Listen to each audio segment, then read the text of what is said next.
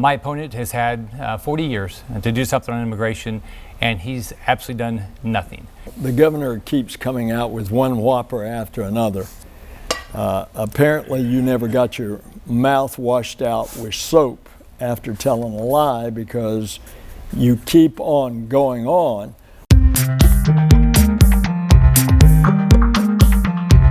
The judge, in his response, there was just not the temperament that is needed of what you want to put someone on the highest court in the land.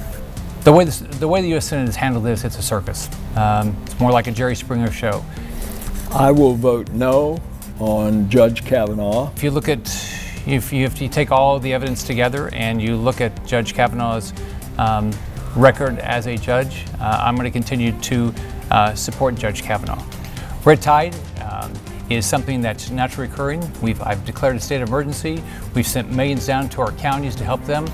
We have spent about $17 million through Moat Marine to do research, but that's totally separate as the algae problem. The algae problem is 100% tied to the fact that Senator Nelson does a campaign ad in the 1990s that he's going to deal with the algae, and now how many years later, he has never done anything to get us the money to fix the Dike Lake Okeechobee, which is a 100% federal project. We would call it a whopper, what he is saying, because it's totally disjointed from the truth. And by the way, this election is about integrity and trust.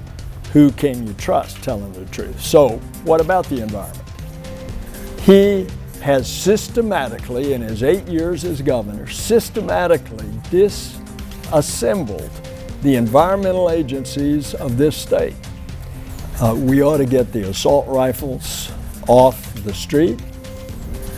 We ought to pass a comprehensive background check, a universal and comprehensive background check, like the one that I have voted on.